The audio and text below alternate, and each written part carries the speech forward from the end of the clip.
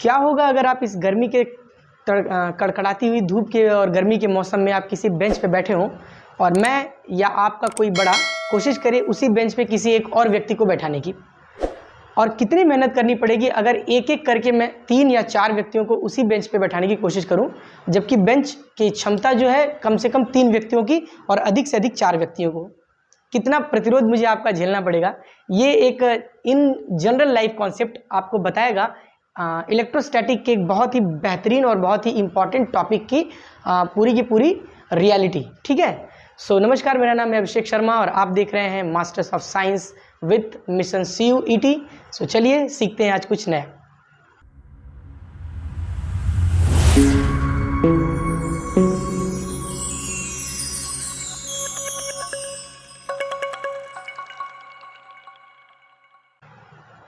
जैसा कि हमने बात किया वीडियो के स्टार्टिंग में कि सपोज कीजिए कि आप किसी बेंच पे बैठे हुए हैं, ठीक है, और मौसम तो गर्मी का है। ये बेंच आपका एक छोटा सा है मान के चलिए, और आप इस बेंच पे यहाँ पे बैठे हुए हैं, ठीक है, मान के चलिए आप ये बैठे हुए हैं, ठीक। अब इस बेंच की जो क्षमता है, इस बेंच पे बैठने लोगों के बैठने की जो क्षमता है वो मान के चलिए कि 2 इधर और 2 इधर, यानी कि कुल टोटल 5 लोग बैठ सकते हैं। पर फिर भी चूंकि गर्मी बहुत ज़्यादा है तो जैसे ही आप कोई पहला व्यक्ति इस पर आके बैठना चाहेगा, आप कुछ ना कुछ उससे रिपल करेंगे, उसको कुछ ना कुछ बोलेंगे कि हाँ भाई आप थोड़ा दूर बैठिए, हमसे थोड़ा सा हमसे दूर बैठिए, ठीक है, ज़रूर बोलेंगे। अच्छा 2 लोग हैं तब तक ठीक है, पोजीशन अभी सही है। अगर एक और व्यक्ति यहाँ आता है सो अब क्या होगा, अब आप तो रजिस्ट करेंगे ही कि हाँ आप मत बैठिए या फिर थोड़ा दूर बैठिए, साथ ही साथ ये जो बंदा यहाँ आपके बगल में आके बैठा था ये भी अब रजिस्ट करेगा। सो जो फोर्स ऑफ रेजिस्टेंस है वो थोड़ा बढ़ जाएगा, ठीक है। और 1 बाय 1 करके जैसे जैसे लोग आते जाएंगे वैसे वैसे रेजिस्टेंस आपका बढ़ता जाएगा, ठीक है। और इनको बैठाने वाला व्यक्ति, सपोज कीजिए कि ये जो बेंच लगा हुआ है ये किसी क्लासरूम में लगा हुआ है जहाँ पे क्लास चल रही है और आपके टीचर 1 बाय 1 करके लोगों को बैठा रहे हैं, तो जाहिर सी बात है पहली बार में तो आप चुपचाप बैठने देंगे, दूसरा बच्चा बैठेगा तो थोड़ा सा आप रजिस्ट करेंगे, तीसरा बच्चा बैठेगा तो आप बोलेंगे सर प्लीज़ मत बैठाइए, है ना। सो टीचर को थोड़ा मेहनत करना पड़ेगा उस बच्चे को उस बेंच पे बैठाने के लिए, ठीक। क्यों? क्योंकि आप यहाँ पे रजिस्ट कर रहे हैं। ठीक यही कॉन्सेप्ट होता है इलेक्ट्रिक पोटेंशियल या फिर यूँ कहें विद्युत विभव का, ठीक है। अगर एक चार्ज सपोज कीजिए किसी कहीं एक पॉजिटिव चार्ज या कोई एक निगेटिव चार्ज, कोई भी चार्ज कहीं एक स्टैटिक पोजीशन में रखा हुआ है, ठीक है। सो हमने पिछली वीडियोस में बहुत अच्छे से पढ़ा है कि स्टैटिक चार्ज के चारों ओर, चाहे वो पॉजिटिव हो और चाहे वो निगेटिव हो, उसके चारों तरफ एक इलेक्ट्रिक फील्ड जनरेट होता है जिसको हम इलेक्ट्रिक फोर्स ऑफ लाइन से डिनोट करते हैं, दिखाते हैं, ठीक है। एक विद्युत क्षेत्र उसके चारों तरफ पैदा हो जाता है। अगर कोई आवेश रखा हुआ है, धन आवेश हो, ऋण आवेश हो, कैसा भी आवेश हो, ठीक है, उसके चारों तरफ एक विद्युत क्षेत्र यानी कि इलेक्ट्रिक फील्ड पैदा हो जाता है, जनरेट हो जाता है, ठीक है। सो इस इलेक्ट्रिक फील्ड में अगर हम अब देखिए ये इसका प्रिसाइज इलेक्ट्रिक फील्ड है, ये पर्टिकुलरली ये अपना एक एरिया है जिसमें ये फोर्स लगा सकता है या फोर्स एक्सपीरियंस कर सकता है। इलेक्ट्रिक फील्ड के वीडियो में हमने अच्छे से बताया, ठीक है। अगर अब इस फील्ड के अंदर कोई दूसरा पॉजिटिव टेस्ट चार्ज यानी कि धन परीक्षण आवेश अगर हम लाने की कोशिश करें तो ऑब्वियस सी बात है कि इसके फील्ड के द्वारा उसके ऊपर फोर्स लगाया जाएगा और उस फोर्स के अपोजिशन में हमको वर्क करके उसको फील्ड में लाना पड़ेगा। मानिए यहाँ पे कोई पॉजिटिव टेस्ट चार्ज है, यहाँ पे कोई Q0 पॉजिटिव टेस्ट चार्ज है, वो पॉजिटिव है। अब इसको यहाँ से यहाँ तक लाने के लिए तो ज़्यादा वर्क नहीं करना पड़ेगा क्योंकि इसका वहाँ तक इन्फ्लुएंस नहीं है इसके फोर्स का, ठीक है। लेकिन जैसे इसके फील्ड के अंदर हम घुसेंगे, इसके फील्ड के अंदर जैसे एंटर करेंगे तो क्या होगा, ये फील्ड उसके ऊपर फोर्स ऑफ रिपल्शन लगाना शुरू कर देगी, ठीक है। जैसे कि आपके बगल में जब कोई बैठने आया था तो आपको गर्मी के कारण या फिर यूँ कहें कि जो अनकंफर्टेबल आपको फील होता था उसकी वजह से आपने फोर्स लगाया, सेम चीज़ यहाँ पे भी होगा। और इस फोर्स के, इस जो फोर्स लगेगा इसके ऊपर, ये फोर्स, इस फोर्स के अपोजिशन में, इसके विरोध में एक वर्क करना पड़ेगा, एक मेहनत करना पड़ेगा, काम करना पड़ेगा, ठीक है। और वही काम कहलाएगा अपना इलेक्ट्रिक पोटेंशियल या फिर विद्युत विभव। किसके लिए? इस पॉइंट के लिए, जिस भी पॉइंट को आप लाना चाहते हैं, ठीक। सो आइए देखते हैं generally definition of electric potential या यूं कहें विद्युत विभव। सो ये है हमारा इलेक्ट्रिक पोटेंशियल या फिर विद्युत विभव का definition. According to this definition क्या होता है, electric potential at a particular point, किसी पर्टिकुलर पॉइंट पे electric potential in electric field, किसी इलेक्ट्रिक फील्ड में is equal to the amount of work, वो उस वर्क के अमाउंट के बराबर होता है which is required to bring a positive test charge, एक पॉजिटिव टेस्ट चार्ज को फ्रॉम इन्फिनिटी से दैट पॉइंट, उस पॉइंट तक लाने में किए गए कार्य के या रिक्वायरमेंट ऑफ वर्क के बराबर होता है इलेक्ट्रिक पोटेंशियल उस पॉइंट पे। ठीक है, सपोज कीजिए कि ये कोई पॉइंट Q0 ये है, यहाँ पॉइंट ए से आपको कोई एक टेस्ट चार्ज, एक परीक्षण धनावेश को पॉइंट बी तक लाना है, पॉइंट बी तक ले आना है। ठीक है, यहाँ पे ऑलरेडी एक चार्ज पॉजिटिव रखा हुआ है, ये भी पॉजिटिव है। सो यहाँ तक लाने के लिए जो भी इसको अमाउंट वर्क करना पड़ेगा W, ठीक है, उस वर्क के बराबर आपका इलेक्ट्रिक पोटेंशियल होगा। ठीक है, बहुत सिंपल सी बात, बहुत सीधी साधारण बात है। ठीक, हिंदी में परिभाषा क्या बोलते हैं, अनंत से किसी परीक्षण धन परीक्षण आवेश को विद्युत क्षेत्र के किसी बिंदु तक लाने में किया गया कार्य उस बिंदु पर विद्युत क्षेत्र का विभव कहलाता है। ठीक है, बहुत ही आसान, बहुत ही सिंपल और बहुत ही प्यारी सी भाषा में ये लिखा हुआ है। अगर आपको नहीं समझ में आ रहा है तो आप कमेंट में पूछेगा, लेकिन ये बहुत आसान है। ठीक है, जल्दी से इसको नोट कर लीजिए और फिर देखते हैं इसके SI यूनिट, साथ ही साथ डायमेंशनल फार्मूला और इससे रिलेटेड कुछ नोट करने वाली बातें। ठीक है, okay, so here is something very special about electric field, electric potential. So देखा जाए अगर तो it's represented by V, it is represented by V, इसको कैपिटल V से दिखाया जाता है। पोटेंशियल को P से इसलिए नहीं दिखाया जाता है क्योंकि ऑलरेडी मोमेंटम के लिए P की यूज़ होता है और साथ ही साथ स्मॉल p का यूज़ हमने पहले ही इलेक्ट्रिक डाइपोल मोमेंट के लिए कर लिया है। ठीक है, इसलिए यहाँ पे इसको हम V से दिखाते हैं। और ये V क्यों दिखाते हैं, इसका एक कारण और है, क्योंकि इसका SI मात्रक जो होता है, SI यूनिट जो होता है वो वोल्ट होता है, और इसी वोल्ट के कैपिटल V को हमने यहाँ पे यूज़ कर लिया as a representation, as a symbol of electric potential. ठीक है, बहुत सिंपल सी बात है। ठीक है, सो जनरली V क्या है, work done per unit charge, work done per unit charge.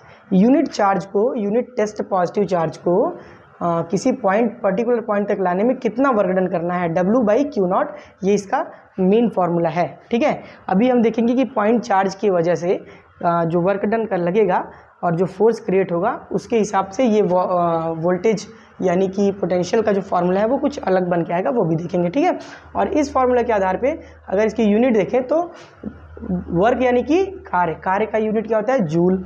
ठीक है, अपॉन कूलम यानी कि क्या, चार्ज का यूनिट। ठीक है, कार्य का यूनिट जूल और आवेश यानी चार्ज का यूनिट कूलम। सो जूल पर कूलम, और इसी को अलग एक भाषा में मिला के वोल्ट बोला जाता है। ठीक है, अगली चीज़ जो है इंपॉर्टेंट है वो है कि it's dimensional formula is, work का डायमेंशनल फार्मूला क्या होता है, mL/T⁻²। ठीक है, लेकिन उसके नीचे क्या है, चार्ज है, और चार्ज का डायमेंशनल फार्मूला क्या होता है, AT, और A यानी कि एम्पियर और T यानी कि टाइम ऊपर जब जाएगा तो T ऊपर आके यहाँ पे 3 हो जाएगा और A-1 हो जाएगा। ठीक है, सो ये बेसिकली आपका क्या है, चार्ज का डायमेंशनल फार्मूला है। ठीक है, it is a scalar quantity, क्योंकि वर्क किस डायरेक्शन में किया जा रहा है ये इसका कोई डायरेक्शन नहीं होता है, वर्क का कोई डायरेक्शन नहीं होता है, इसलिए इलेक्ट्रिक पोटेंशियल का भी कोई डायरेक्शन नहीं होता है। So it is a scalar quantity, और जितने भी स्केलर क्वांटिटीज़ होती हैं वो सारी की सारी अलजेब्रिक सम को फॉलो करती हैं। इस बात को आप बिल्कुल गौर कीजिएगा, इस बात को एकदम ध्यान में रखिएगा। ठीक है, सो आइए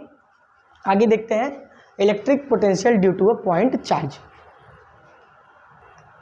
ओके, सो एक बहुत ही इंपॉर्टेंट टॉपिक किसका रह गया है, जो है पोटेंशियल डिफरेंस, या यूँ कहें विभवांतर। ठीक है, नाम से ही पता चल रहा है पोटेंशियल्स का डिफरेंस, अलग अलग पॉइंट के अलग अलग पोटेंशियल्स के बीच का डिफरेंस, उन दोनों पॉइंट के बीच का पोटेंशियल डिफरेंस कहलाता है। ठीक है, या यूँ कहें विभवांतर अगर कहें तो दो अलग अलग बिंदुओं का जो विभव है, यानी कि दो अलग अलग बिंदुओं पे इन्फिनिटी यानी कि अनंत से लाने में जो किया गया कार्य है, ठीक है, उन कार्यों के अंतर को हम बोलेंगे विभवांतर। ठीक है, सपोज पॉइंट A पे कोई चार्ज है, ठीक है, और पॉइंट B, अगर पॉइंट A पे विभव VA है, ये पॉइंट A है, और ये पॉइंट B है, इस पे विभव यानी कि पोटेंशियल VB है। ठीक है, सो इनके बीच का पोटेंशियल डिफरेंस यानी कि यहाँ अनंत से यहाँ तक लाने में और अनंत से यहाँ तक ले जाने में, दोनों में अलग अलग काम करना पड़ा होगा। जाहिर सी बात है कि ये नज़दीक है तो वर्क कम करना पड़ा होगा, ये दूर है तो वर्क ज़्यादा करना पड़ा होगा। सो दोनों के बीच का जो डिफरेंस है वर्क का, ठीक है, अगर यहाँ तक लाने में WA और यहाँ तक लाने में WB लगा हो, ठीक है, सो हम क्या बोल सकते हैं, दोनों जगह पे क्या लाया जा रहा है, Q0 चार्ज लाया जा रहा है, दोनों जगह पे Q0 चार्ज लाया जा रहा है। सो हम बोल सकते हैं potential difference VAB is equal to या VBA बोले, BA इज इक्वल टू क्या बोला जाएगा, WB minus WA by Q naught. क्यों? क्योंकि W by Q naught, W A by Q naught दोनों के अलग अलग पॉइंट्स के ये पोटेंशियल्स होंगे, ठीक है।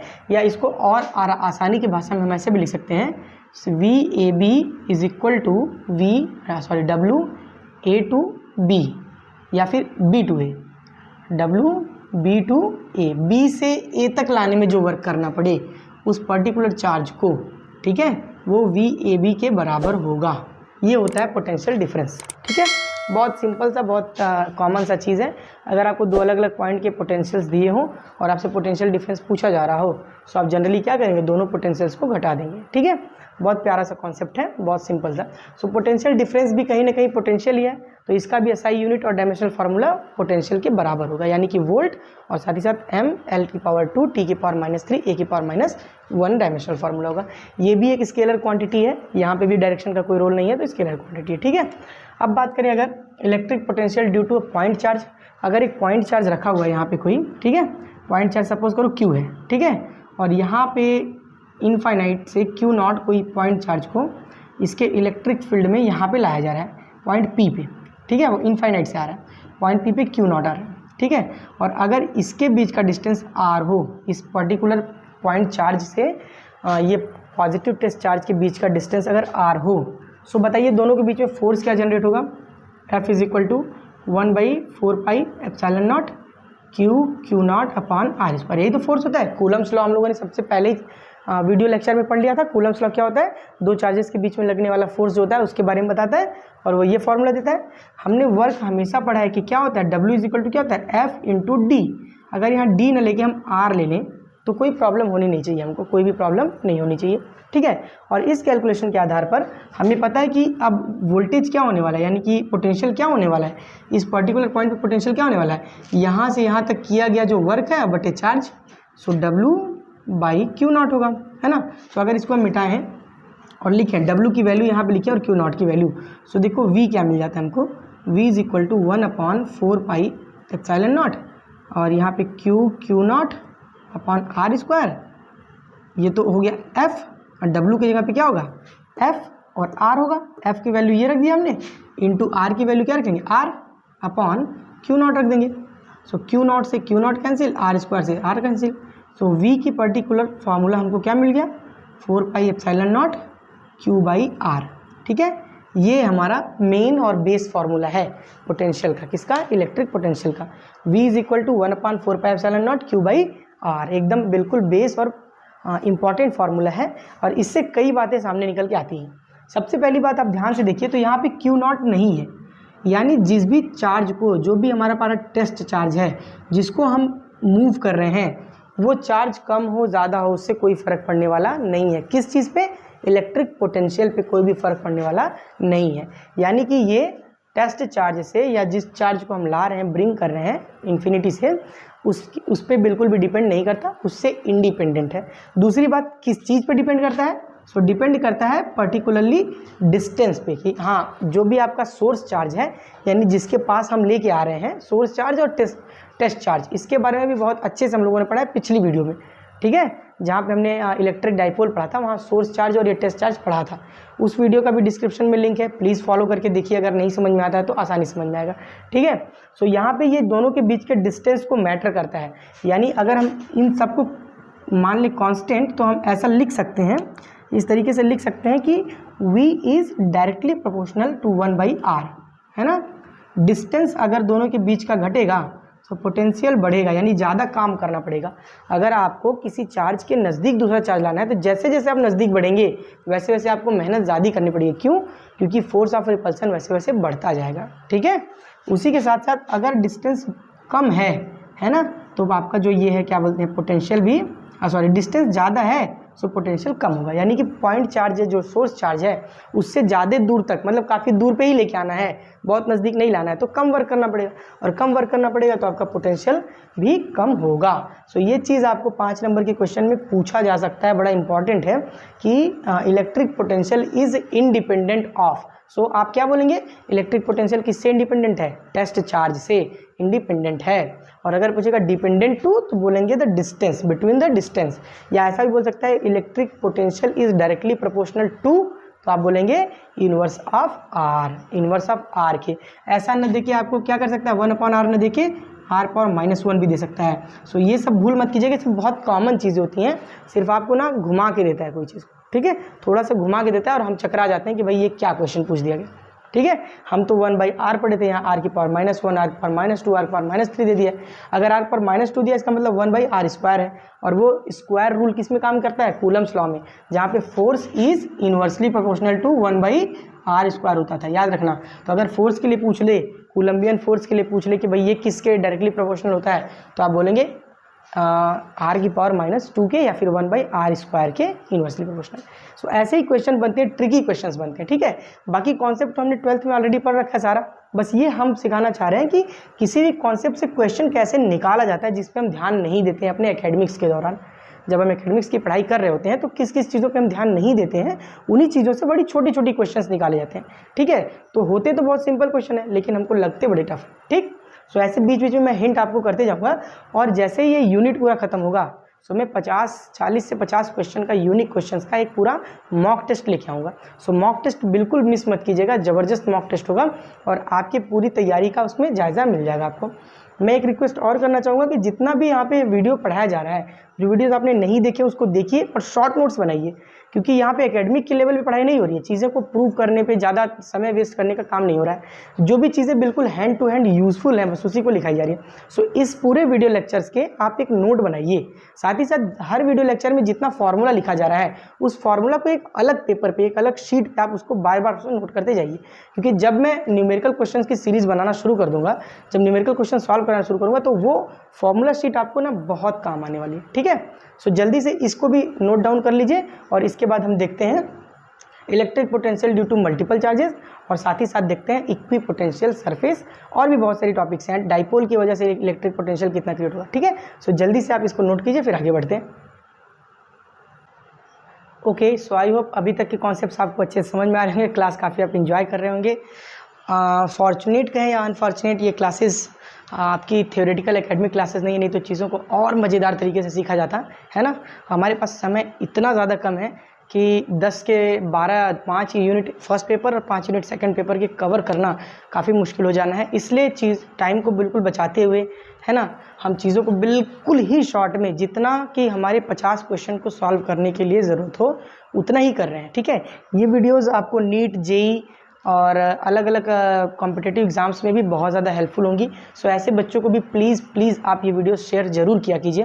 और एक चीज़ मैं हमेशा देखता हूँ कि वीडियोस का जो मैं एनालिसिस करता हूँ, तो मुझे ये पता चल रहा है कि लगभग 60% वॉच आवर्स जो मेरे मिल रहे हैं मुझे मेरे वीडियो से, वो ऐसे लोगों से मिल रहे हैं जो वीडियो तो देख रहे हैं बट चैनल को सब्सक्राइब नहीं किया अभी तक, ठीक है। सो प्लीज़ आप सबसे रिक्वेस्ट है कि किसी भी कारणवश अगर आपने चैनल को सब्सक्राइब नहीं किया है, सो प्लीज़ आप उस चैनल को सब्सक्राइब कीजिए, क्योंकि जो भी मेहनत लग रही है, जो भी आप देख रही हैं गर्मी में इतना परेशानी में चीज़ें जो की जा रही हैं, इन सब चीज़ का एप्रिशिएशन उससे मिलता है, थोड़ा सा साहस, थोड़ा सा और मोमेंटम मिलता है कि हाँ चीज़ों को और मेहनत से करना चाहिए, क्योंकि लोग इंटरेस्ट ले रहे हैं और लोग आपको अप्रिशिएट कर रहे हैं। सो प्लीज़ आप शेयर, लाइक करना, लाइक तो आपके ऊपर है, पसंद आता है तो लाइक कीजिए, अदरवाइज़ लाइक नहीं करेंगे तो कोई बात नहीं, लेकिन शेयर और सब्सक्राइब ज़रूर करें। अगर आप वीडियोस पे टाइम दे रहे हैं तो प्लीज़ ज़रूर शेयर करें, ठीक है। सो हम देखते हैं potential due to system of multiple charges. मैंने कहा था शुरुआत में कि जो भी स्केलर क्वांटिटीज़ होती हैं वो हमेशा अलजेब्रिक सम को फॉलो करती हैं, और जो भी वेक्टर क्वांटिटीज़ होती हैं वो हमेशा वेक्टर सम को फॉलो करती हैं, ठीक है। वेक्टर सम और अलजेब्रिक सम में क्या डिफरेंस है, इसका भी एक पर्टिकुलर वीडियो हमने मैथमेटिकल टूल्स फॉर फिजिक्स में बना के ऑलरेडी रखा हुआ है, ठीक है। डिस्क्रिप्शन में मैंने सारे के सारे लिंक दिए हैं, आप 1 बाय 1 करके सब कुछ चेक कर सकते हैं, ठीक है। वहीं पे हमने इलेक्ट्रिक डाइपोल के बारे में भी बहुत बेहतरीन तरीके से बात की है, अच्छे से बिल्कुल बात किया है उससे रिलेटेड सारी चीज़ों को, ठीक है। सो अगर उन सब चीज़ों को पढ़ेंगे तो ये वीडियो समझने में थोड़ी ज़्यादा आसानी होगी। सो देखिए, मल्टीपल चार्जेस अगर आपके पास हैं, बहुत सारे चार्जेस हैं ऐसे, और उसका एक सिस्टम बना हुआ है। सो मल्टीपल चार्जेस की वजह से जो फील्ड क्रिएट होगा, जो भी फील्ड क्रिएट होगा, सबका पर्टिकुलर अपना अपना फील्ड होगा, और सबकी वजह से जो एक पर्टिकुलर फील्ड क्रिएट होगा, उस फील्ड में जब हम लेके आएंगे कोई चार्ज, सो जो पोटेंशियल होगा वो अलग अलग पोटेंशियल्स के अलजेब्रिक सम के बराबर होगा, ठीक है। सो वी टोटल हम लिख सकते हैं VA plus VB plus VC plus VD plus dot dot dot जो भी है पोटेंशियल। और अगर इसको इन जनरल लिखा जाए, ठीक है, सो उसका एक फॉर्मूला बन सकता है v is equal to 1/4 pi epsilon naught, क्या था, q/r था, q/r था। सो यहाँ पे q नहीं है, q1 q2 q3 q4 बहुत सारे हैं, और r1 r2 r3 r4 भी बहुत सारे हैं, ठीक है। सो हम क्या कर सकते हैं, इसको समेशन के रूप में लिख सकते हैं, जो कि क्या होगा, i इज इक्वल टू 1 से स्टार्ट होगा, इन्फिनिटी तक जा सकता है, जितने भी पार्टिकल हो, जितने भी मल्टीपल चार्जेस हो, कोई फ़र्क नहीं पड़ता, ठीक है। और बाकी अपना जनरल qi/ni और सॉरी ri, ठीक है। ये आपका एक बेसिक फार्मूला बन सकता है किसके लिए, potential due to system of multiple charges, बहुत सारे चार्जेस के सिस्टम के लिए जो आपका वो बनेगा, वो एक फार्मूला बन जाएगा, ठीक है। सो ये कॉन्सेप्ट भी बहुत सिंपल है, आप लिख सकते हैं और समझ में भी आ जाना चाहिए आपको। दूसरा कॉन्सेप्ट है potential due to electric dipole. अब देखिए पोटेंशियल समझ लिया, तो अलग अलग चीज़ों की वजह से कितना पोटेंशियल क्रिएट होगा, ये बड़ा मैटर करता है कि नहीं। अभी हम पढ़ेंगे स्फेरिकल सेल के अंदर, स्फेरिकल सेल के सरफेस पे, स्फेरिकल सेल के बाहर कैसे पोटेंशियल क्रिएट होता है। अब बात कर रहे हैं यहाँ पे, देखिए पहले सिंगल पॉइंट चार्ज की बात की, फिर मल्टीपल चार्ज की बात की, अब हम पेयर की बात कर रहे हैं। पेयर क्या होता है, इलेक्ट्रिक डाइपोल, ठीक है। सबसे पहले पॉइंट चार्ज की बात की, पॉइंट चार्ज के लिए क्या था, 1/4 पाई एप्सिलॉन नॉट q/r, ठीक है। अब हम बात किए मल्टीपल चार्जेस के लिए, पॉइंट चार्ज है लेकिन बहुत सारे पॉइंट चार्ज है, ठीक है। सो उसके लिए हमारे पास ये फॉर्मूला बना। अब हम बात करते हैं कि पर्टिकुलरली 2 पॉइंट चार्जेस ऐसे जो कि प्लस और माइनस के कॉम्बिनेशन है, दोनों पॉइंट चार्जेस, एक प्लस है और एक माइनस है, और दोनों की मैग्नीट्यूड सेम है, ठीक है। यही होता है इलेक्ट्रिक डाइपोल। अगर और अच्छे से जानना है तो वीडियो देखिए, पिछला वीडियो देखिए, ठीक है। सो अगर एक सिस्टम ऑफ इलेक्ट्रिक डाइपोल के किसी फील्ड में अगर यहाँ पे कहीं आपको लाना हो, देखिए अब इसका फील्ड अलग बनेगा ऐसे, इसका फील्ड अलग बनेगा ऐसे, दोनों का फील्ड मिला के जो फील्ड होगा, अब उस फील्ड के अंदर अगर कोई पॉइंट चार्ज लाना है, सो 3 कंडीशन हो सकते हैं। सबसे पहला कंडीशन क्या होता है भाई, बताइए। सबसे पहला कंडीशन होता है एक्सियल पोजीशन, उसी के एक्सिस पे ले आके रख दे, एक्सियल पोजीशन, ठीक है। उसी के एक्सिस पे लाके अगर रख दें तो क्या पोटेंशियल क्रिएट होगा, ठीक है। दूसरा पोजीशन क्या होता है भाई, इक्वेटोरियल पोजीशन, बहुत अच्छे से इसके बारे में हम लोगों ने पढ़ा है इलेक्ट्रिक डाइपोल वाले वीडियो में, जरूर चेकआउट कीजिए जाके, मज़ा ही आ जाएगा उस वीडियो को देख के आपको, ठीक है। सो यहाँ पे अगर दूसरा क्या है, इक्वेटोरियल पोजीशन, इक्वेटोरियल पोजीशन, ठीक है। 2 पोजीशन तो ये हो गए। अब इक्वेटोरियल क्या होता है, देखो एक्सियल पोजीशन का मतलब क्या होता है बेटा, एक्सियल पोजीशन का मतलब होता है दोस्तों, यहाँ पे जो ये एक्सिस है, ये आपका जो लाइन ज्वाइनिंग द चार्जेस है, ये एक्सिस है, इसी एक्सिस पे कहीं अगर हो तो वो एक्सियल पोजीशन में होता है। इक्वेटोरियल का पोजीशन का मतलब क्या होता है, इसका जो सेंटर है, इन दोनों लाइन ज्वाइनिंग का जो सेंटर है मेरे दोस्तों, जैसा कि आप पढ़ रहे हैं, तो इस लाइन ज्वाइनिंग सेंटर के किसी पॉइंट पे अगर हो तो उसको हम इक्वेटोरियल पॉइंट बोलते हैं, ठीक है। और तीसरा, ना ही एक्सियल हो ना ही इक्वेटोरियल हो, कहीं बीच में यहाँ पे कहीं भी किसी थर्ड पॉइंट पे हो जो कि इलेक्ट्रिक डाइपोल के प्लेन में हो। प्लेन तो समझते होंगे आप, अगर वो भी नहीं समझ रहे फिर वीडियो देखिए, मैं बार बार रिकमेंड कर रहा हूँ। सो दोस्तों यहाँ पे बात करें अगर हम इक्वेटोरियल पोजीशन की और एक्सियल पोजीशन की, तीसरी बात करेंगे हम एट एनी पॉइंट, ये 3 कंडीशंस बनते हैं, ठीक है। सो अगर हम बात करें इलेक्ट्रिक डाइपोल के एक्सियल पोजीशन में, सो उसके लिए फॉर्मूला हमको बनता है, हम देखिए बहुत डीप डिस्कशन नहीं कर सकते, टाइम के बाउंडेशन को देखते हुए हमें यूज सीखना है और क्वेश्चन सीखने, ठीक है। सो यहाँ के लिए v इज इक्वल टू हम बोल सकते हैं 1/4 पाई एप्सिलॉन नॉट, q तो रहेगा ही रहेगा, q बदल जाएगा आपका p में, q बदल जाएगा p में, और वो हो जाएगा पोटेंशियल क्या, पोटेंशियल p से पोटेंशियल होता है क्या अभी मैंने बताया पोटेंशियल को v से दिखाते हैं, p से होगा आपका डाइपोल मोमेंट, क्या होगा, इलेक्ट्रिक डाइपोल मोमेंट, जो कि small p is equal to होता है 2ql, जहाँ q है मैग्नीट्यूड ऑफ आइदर चार्जेस और 2l क्या है, distance between the charges. Simple चीज़ है, देख लीजिए वीडियो समझ आएगा, अपॉन r², ये आपका फॉर्मूला निकल जाएगा पोटेंशियल डिफरेंस के लिए। कब, एक्सियल पोजीशन में। इक्वेटोरियल पोजीशन में चूंकि पॉजिटिव इलेक्ट्रिक फील्ड और नेगेटिव इलेक्ट्रिक फील्ड दोनों के मैग्नीट्यूड सेम है, सो एक दूसरे के इफेक्ट को कैंसिल कर देते हैं और इस वजह से टोटली जीरो हो जाता है पोटेंशियल उस पॉइंट पे लाने में। इक्वेटोरियल पोजीशन पे पॉइंट पे लाने के लिए आपको पोटेंशियल जीरो लगता है। ये क्वेश्चन बड़ा इंपॉर्टेंट है, ये पूछा जा सकता है। आपको 2 मैग्नीट्यूड भी दे देगा, आपको बीच का डिफरेंस भी दे देगा डाइपोल का, एक पॉइंट का डिस्टेंस भी दे देगा, और फिर पूछेगा बताइए कि इस पॉइंट पे आपका पोटेंशियल क्या है। तो आपको बस देखना होगा कि जो थीटा बन रहा है, जो एंगल बन रहा है, क्या वो 90 डिग्री है। अगर 90 डिग्री है तो आप सीधा सीधा समझ सकते हैं कि वो कौन से जगह पे है, इक्वेटोरियल पोजीशन पे है। 90 डिग्री और साथ साथ जो डिस्टेंस है दोनों पॉइंट से वो सेम हो, ठीक है। सो आप बोलेंगे कि हाँ भैया कुछ भी करने की जरूरत नहीं है, वो जीरो है, ठीक है, आपको ज़्यादा कैलकुलेट करने की जरूरत नहीं है। अगर किसी पॉइंट पे हो, सपोज कीजिए ये आपका डाइपोल है और कहीं यहाँ पे हो, तो इसके सेंटर से जो ये एंगल बनेगा थीटा, ठीक है, बस यही एंगल को आपको मेज़र करना है, ये एंगल जानना है। और जैसे आप ये एंगल जानते हैं तो आपके लिए फॉर्मूला बहुत सिंपल रहता है, v is equal to 1/4 pi epsilon naught, वही पुराना फार्मूला ये वाला, ठीक है। बस इसके साथ कॉस थीटा जुड़ जाएगा अपॉन आर स्क्वायर, बाकी सारी चीज़ें सेम होंगी। इसी फार्मूले में अगर कॉस थीटा की जगह पे हम 90 डिग्री रखें, यानी कि इसको सीधा बताएं कि यहाँ पे कहीं है, तो theta is equal to 90 degree, therefore cos theta is equal to क्या हो जाएगा 1 होगा क्या, कॉस थीटा 0 हो जाएगा बाबा, कॉस 90 0 होता है, ठीक है। सो 0 हो जाएगा, तो जैसे यहाँ पे 0 पुट करेंगे तो पूरा का पूरा 0 आ जाएगा, ठीक है। सो एक दूसरे से सारे कॉन्सेप्ट मिले जुले होते हैं, बड़े सिंपल तौर पे चीज़ों को फिजिक्स में बड़े प्यारे तौर पे ना मेरे दोस्तों, फिजिक्स में जो भी चीज़ें हैं ना उसका अरेंजमेंट बड़ा प्यारा होता है, एक से दूसरे का तार बहुत बहुत अच्छे तरीके से जुड़ा होता है, बस हम उसको समझ नहीं पाते, ठीक है। सो यहाँ पे ये तार को मैंने देखिए आपके सामने जोड़ दिया, हाँ, बल्ब भी जल गया हमारा कि यहाँ 0 होगा, ठीक है। अब इसको उतार लीजिए, इसके बाद हम देखते हैं इक्विपोटेंशियल सरफेस, और साथ ही साथ हम देखेंगे पोटेंशियल एनर्जी क्या होती है। एक और कंडीशन देखेंगे, स्फेरिकल सेल के सरफेस पे इनर साइड में और आउटर मोस्ट साइड में कितना पोटेंशियल जनरेट होता है, इस चीज़ को भी हम देखेंगे। जल्दी से इसको नोट डाउन कर लीजिए। ओके, सो अब देखते हैं relation between E and V. E क्या है, इलेक्ट्रोस्टैटिक फील्ड है ना, इलेक्ट्रिक फील्ड, और वी क्या है, इलेक्ट्रिक पोटेंशियल। फील्ड और पोटेंशियल में क्या रिलेशन है, क्या संबंध है, क्या ये एक दूसरे के फूफा फूफी लगते हैं, क्या एक दूसरे के क्या पापा मम्मी लगते हैं, क्या लगते हैं दोस्त बहन यार क्या लगते हैं, सब देखते हैं कि रिजल्ट में, ठीक है। हमने जैसा पढ़ा E is equal to 1/4 pi epsilon naught Q by क्या था, आर क्यूब पढ़ा था, यही तो था, Q/R3, ठीक है। कब आर स्क्वायर होता है, कब, जब सिर्फ इलेक्ट्रिक फील्ड की बात होती है, जब डाइपोल की बात होती है तो R³ हो जाता है, ठीक है। सो अभी फिलहाल आर स्क्वायर अगर रखें इसको, और v इज इक्वल टू हमने क्या पढ़ा, 1/4 पाई एप्सिलॉन नॉट Q/R पढ़ा। सो इन जनरल अगर इस वाले में हम क्या मल्टीप्लाई कर दें, दोनों साइड r से मल्टीप्लाई कर दें, r से इधर भी और इधर भी, तो r से r कैंसिल हो जाएगा, और ये v के बराबर हो जाएगा कि नहीं, बोलिए, ये पूरा अमाउंट v के बराबर हो जाएगा कि नहीं।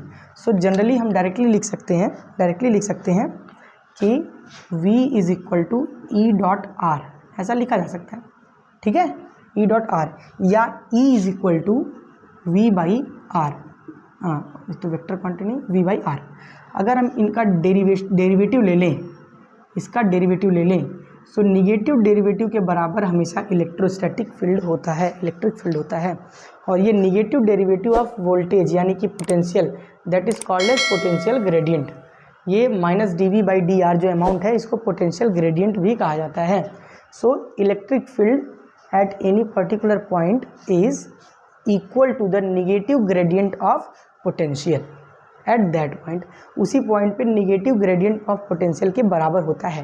ये बड़ा ही दिलचस्प और बड़ा ही फ़ायदेमंद फार्मूला है।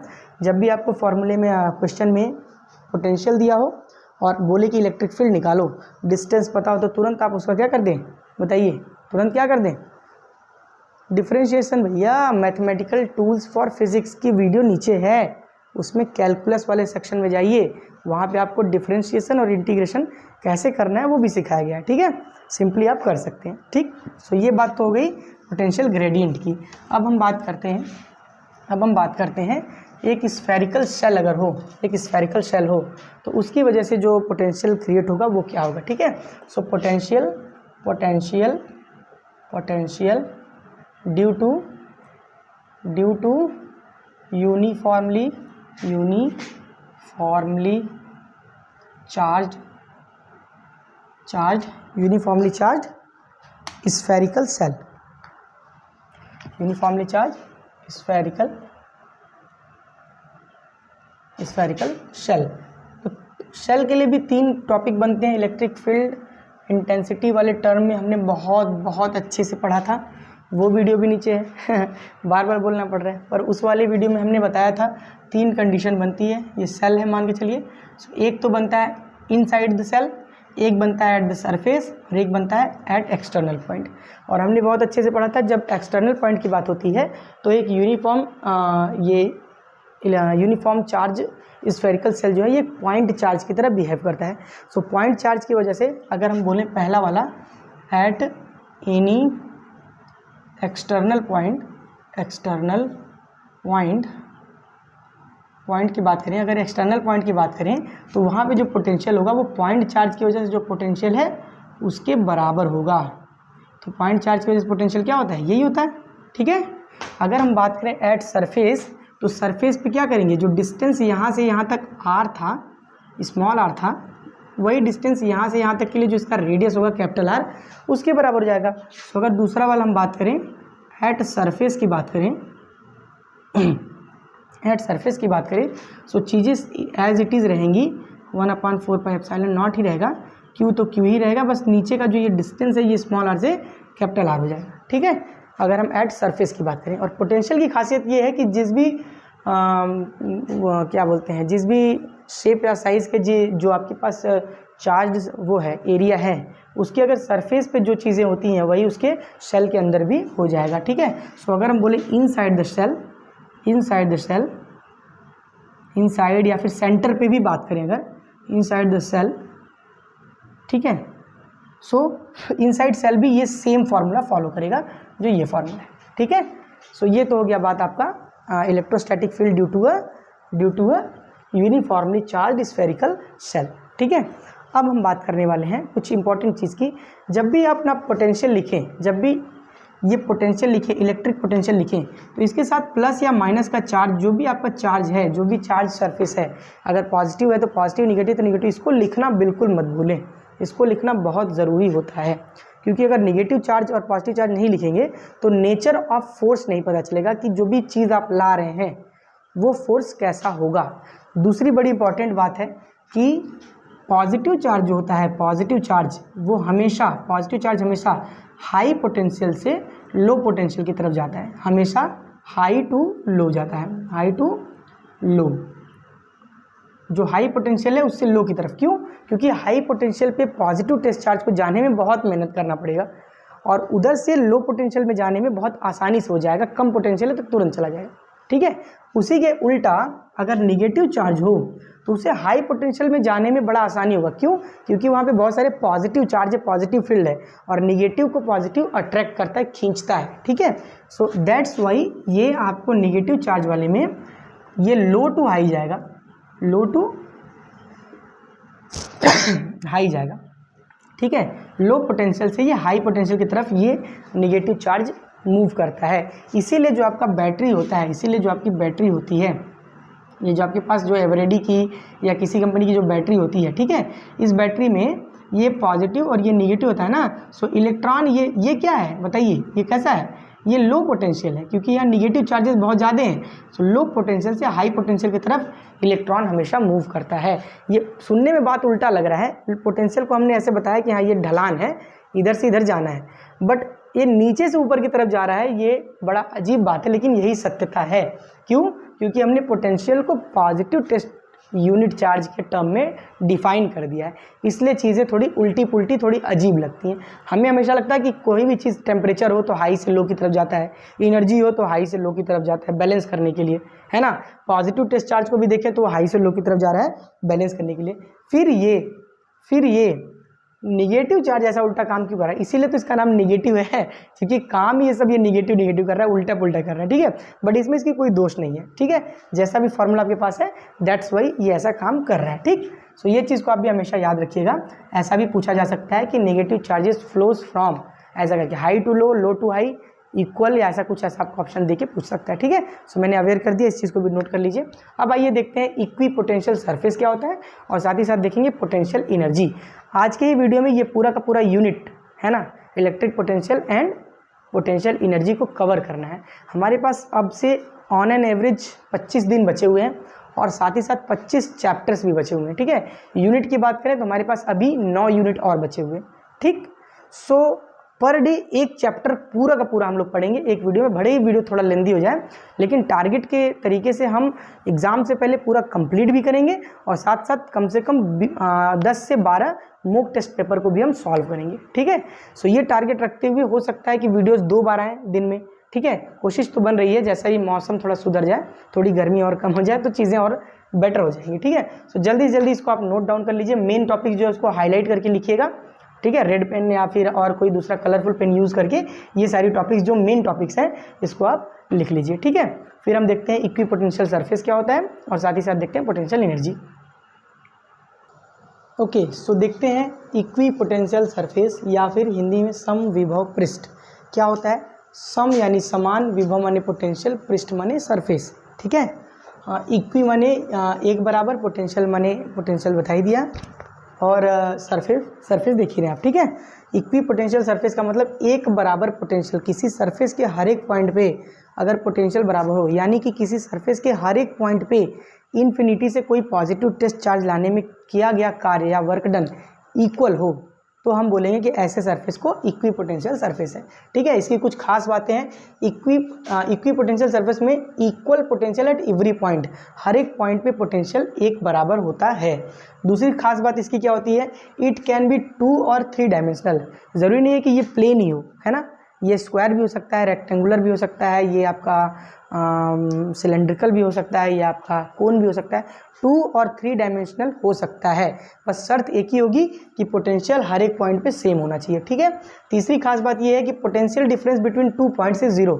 इक्वी पोटेंशियल सरफेस के किसी भी 2 पॉइंट के बीच का पोटेंशियल डिफरेंस हमेशा 0 होगा। ऐसा क्यों? क्योंकि दोनों पॉइंट पे जो किया गया वर्क डन है वो दोनों सेम है, और जब उसको घटाएंगे तो 0 आ जाएगा। बहुत ऑब्वियस सी बात है। No work done in moving a charge from point to point. Okay, equipotential surface के एक पॉइंट से दूसरे पॉइंट पे अगर किसी भी चार्ज को ले जाना हो तो कोई भी वर्क डन करने की ज़रूरत नहीं है। क्यों? क्योंकि दोनों के पोटेंशियल्स एक बराबर हैं। पोटेंशियल अगर कम ज़्यादा होता है, पोटेंशियल डिफरेंस क्रिएट होता है, तभी हमको वर्क करना पड़ता है। ठीक है, तीसरी बात और अगली बात जो है वो है electric field lines are normal to every point. Equipotential surface के हर एक पॉइंट पे इलेक्ट्रिक फील्ड की जो लाइंस होती है वो नॉर्मल होती है, यानी कि परपेंडिकुलर होती है और 90 डिग्री का एंगल बनाती हैं। ठीक है, ये भी बड़ी खास बात है, याद रखिएगा हमेशा, नॉर्मल होती हैं, पैरेलल नहीं होती। और 2 equi potential surface can never intersect. अगर 2 इक्वी पोटेंशियल सरफेस हैं तो वो एक दूसरे को कभी भी इंटरसेक्ट नहीं कर पाएंगे। ठीक है, समझ रहे हैं बात को? चलिए, बहुत बढ़िया। ये इक्वी पोटेंशियल सरफेस के बारे में दोस्तों इंपॉर्टेंट चीज़ें थी, बहुत ही इंपॉर्टेंट बातें ही सिर्फ हम लोगों ने यहाँ पे लिखी है। जैसा कि मैंने कहा, मैं शॉर्ट नोट्स बनवा रहा हूँ, सो आपको ये नोट्स बड़े काम आने वाले हैं। ठीक है, लास्ट टॉपिक आज का हम अपना पढ़ने वाले हैं पोटेंशियल एनर्जी। क्या होती है पोटेंशियल एनर्जी? हम हमेशा से जानते हैं पोटेंशियल एनर्जी क्या होती है, जब वर्क डन स्टोर होता है जो भी सिस्टम में। जैसे एक धनुष में एक तीर लगा के खींचते हैं जब, तो खींचने में जो वर्क करना पड़ता है वो हमारे इस वायर में, इस तार में, धनुष के इस धागे में वो स्टोर हो जाती है। जब हम छोड़ते हैं तो वही एनर्जी की वजह से वो तीर आगे जाती है। सो जब भी हम किसी भी सिस्टम के फोर्स के अगेंस्ट वर्क करते हैं, सो वो वर्क पोटेंशियल एनर्जी के रूप में स्टोर हो जाती है। सो यहाँ पे भी वही खेल है, it is equal to the work done to make a system of charge. अगर एक सिस्टम ऑफ चार्ज बनाना है तो अलग अलग पॉइंट से, इन्फिनिटी से अलग अलग चार्ज को हम ला के एक पर्टिकुलर एरिया में फिक्स कर रहे हैं। सो अलग अलग पॉइंट चार्जेस को लाने में जो वर्क करना पड़ रहा है, उन सारे वर्क्स को जोड़ दें, सो मिलजुल के क्या बन जाएगा? Potential energy. ठीक है, हम जनरली लिख सकते हैं, क्या लिख सकते हैं? पोटेंशियल एनर्जी को हम लोग दिखाते हैं किससे?